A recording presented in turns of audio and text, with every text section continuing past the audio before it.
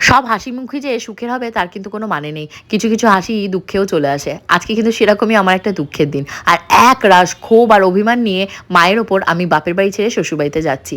যখন আমার বিয়ে হয়েছিল ২০১৮ সালে, আমি কিন্তু একটা চোখের জলও মানে বিন্দু আমি ফেলেছিলাম না মানে বাপের বাড়ি ছেড়ে শ্বশুরবাড়িতে আসার সময়। কিন্তু ওই যে গাড়িতে উঠেছিলাম তোমাদের গোপুচন্দ্রের, ওই গাড়ি থেকে আমার শ্বশুরবাড়ির রাস্তা নয় নয় করে খুব বেশি হলো ৫ থেকে ১০ মিনিট হবে আমি অঝরে কেঁদেছিলাম আমার মায়ের জন্য।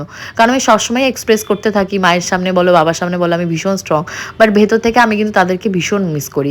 আমি বলে নয়, প্রত্যেকটা মেয়েই যখন বাপের বাড়ি ছেড়ে শ্বশুরবাড়ি চলে আসে অঝরে কাঁদে। আমি কাঁদতে পেরেছিলাম না, কেন পেরেছিলাম না আমি জানি না।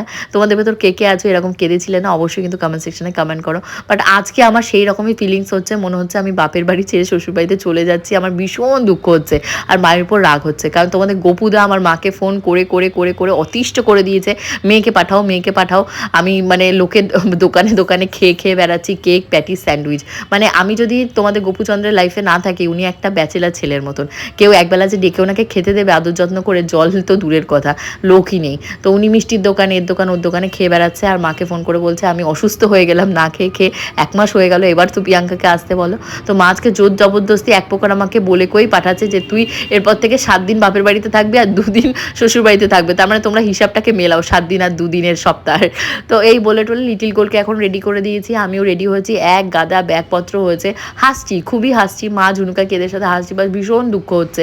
যদি আর কটা দিন থেকে আসতে পারতাম মায়ের কাছে, মায়ের আদর খেতে পারতাম, মায়ের হাতে সুন্দর সুন্দর রান্না খেতে পারতাম।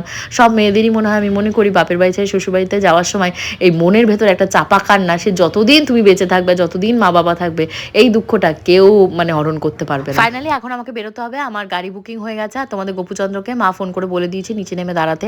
আমার কিন্তু অলরেডি মানে দেখতে পাচ্ছ ৪-৫টা ব্যাগ হয়ে গেছে, আর যেগুলো ট্রলি ছিল লাগেজ সেগুলো আমি সাথে নিইনি, যেহেতু যা আশা করবো তো পরবর্তীতে নিয়ে যাবো। তো তোমরা কি দেখতে চাও আমি আবার কবে বাপের বাড়িতে যাই, কি কি মজা করি, ফলো করো বা